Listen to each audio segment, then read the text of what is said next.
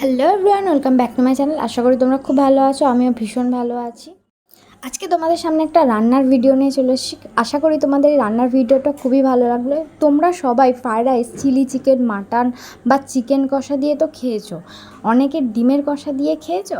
আমি আজকে বানালাম, কারণ অনেকবার চিকেন, মাটন বা চিলি চিকেন এইগুলো খেয়ে খেয়ে ভালো লাগছে না। মনে হলো যে ডিমের তরকারি দিয়ে বা ডিমের কারি দিয়ে বা মাছের কিছু দিয়ে ফ্রায়েড রাইসটা একটু খেয়ে দেখি কেমন লাগে। তো এখানে সরঞ্জাম পুরো রেডি, তোমরা দেখতে পাচ্ছ। আর এখানে রুই মাছটাও আমি 3 পিস নিয়েছি, কাটা পুরো, আর ভালো ধরনের পিস। এই তিনটে আমি ভালো করে ভেজে নেবো। আর এখানে দেখতে পাচ্ছ ডিম, আলু সব কিছু রেডি হয়ে আছে, শুধু রান্নাটা করার পালা। সেরকম বিশেষ কিছুই না, আসলে আমরা তো বাঙালি, আমাদের মুখের স্বাদ একটুখানি পাল্টানোর জন্য আমরা অনেক কিছু করে থাকি। তো তার জন্য আজকেই এত রান্নাবান্নার আয়োজনটা শুরু করলাম। যারা ভাবছো যে প্রতিদিন একই ভাত, তরকারি, মাছের ঝোল এই রকম জিনিসগুলো খেয়ে খেয়ে ভালোই লাগছে না, মুখের স্বাদ চেঞ্জ করার জন্য এই রকম একটু দরকার, তো সঙ্গে সঙ্গে আমার মতো একটু খাটনি করে এরকম বানিয়ে নিতে পারলে অনেকটাই ভালো লাগবে। আজকে রান্না করতে করতে আমি এটাও ভেবেছিলাম যে আজকে আমি কি রান্না করছি আর কতগুলো রান্না করছি সেগুলো আমি কাউকে কিছু বলবো না, যা দেখবে সব কিছু খাওয়ার সময় খাবে আর দেখতে পাবে। তো আমরা বাড়ির বউ বলে একদমই মনে মনে সবাইকে ভাবতে দিলে হবে না যে আমরা কিছুই জানি না বা আমরা ভালো কিছু করতেই জানি না। তো সেটা বোঝানোর জন্য আর নিজেদের একটু বেশি ভাবনা বাড়ানোর জন্য আমরা তো এইটুকু করতেই পারি, তাই না? তোমাদের সাথে গল্প করতে করতে আমার অনেকটা রান্না বেশ এগিয়ে গেছে, ভালোই হলো। এদিকে ডিমে মশলাগুলো মাখিয়ে নিয়ে ভাতের জলটা কতটা ফুটলো বা কেমন লাগছে সেটা একটু দেখে নিলাম। অবশেষে চালটা দিয়ে দিয়েছিলাম, আর তারপরে ভাতটা একটু ফুটেও গেছিল।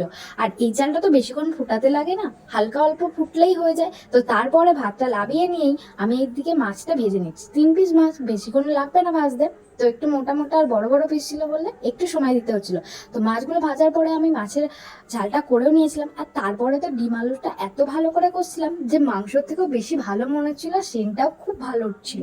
আর অবশেষে মাংস তরকারির মতো ডিমের তরকারিটাও রেডি হয়ে গেল। পুরো মনে হচ্ছে যে ডিমের তরকারি না, মাংসরই তরকারি। দেখো কালারটা তোমরা বুঝতেই পারবে। আর এখানে তো ফ্রাইড রাইসটা অসম্ভব ভালো হয়েছে, রেডি হয়ে গেছে, তোমরা দেখতেই পাচ্ছ। পুরো এক হাঁড়ি বানিয়েছি, যত মন চায় তত খাবে।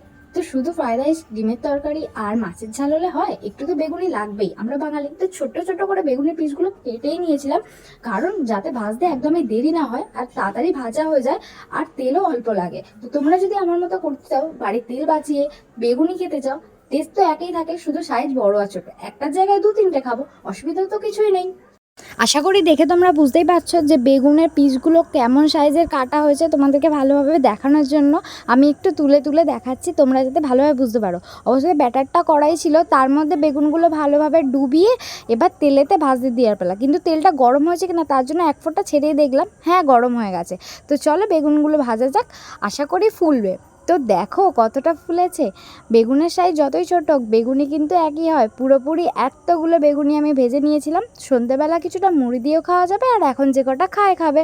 তো চলো এরকম করে সুন্দর করে আয়োজন করে একদিন খেয়েই ফেলো তোমরা। আর ভালো লাগলে কিন্তু অবশ্যই কমেন্ট করে জানাবে। তো সবার শেষে ও এসে গেছে, ওকে খেতে দিয়ে দিলাম। আর ও তো দেখে যে এত কিছু এই দুপুরবেলা রান্না করেছো, আজকে কী এমন আছে? আমি বললাম কিছুই না, আজকে আমার ইচ্ছা মতো একটু রান্না হলো। সব দিন তো একই রকম রান্না হয়, তো আজকে আমার ইচ্ছা মতো রান্না হলো। কেমন লাগলো খেতে? ও তো ভীষণ ভালোভাবে খেয়েছে। আর এরম খেতে খেতে আর যদি এরকম একটা হঠাৎ করে মেঘ করে বৃষ্টি চলে আসে, তার থেকে তো মজার আর কিছু নেই, যেহেতু এত গরম চলছে ওয়েদারটা। তো আমার তো খুব ভালো লাগছিলো। এরম বৃষ্টি হচ্ছে, তোমরা স্পষ্টভাবে বুঝতে পারোনি, হঠাৎ শিলাবৃষ্টি হচ্ছিলো। তারপরে তো ডিমের কারিটা দিয়েই দিলাম। প্রশংসায় পঞ্চমুখ, যদি শুনতে চাও তাহলে আমার মতো এই রান্নাটা করেই ফেলো। আশা করি টেস্ট পাল্টানোর জন্য এটা অতুলনীয় হবেই হবে। আমার ভিডিও যদি তোমাদের ভালো লেগে থাকে তো চ্যানেলটিকে প্লিজ সাপোর্ট করার জন্য সাবস্ক্রাইব করো। আর সবাই ভালো থেকো, সুস্থ থেকো, সাবধানে থেকো, আর সবাইকে টাটা।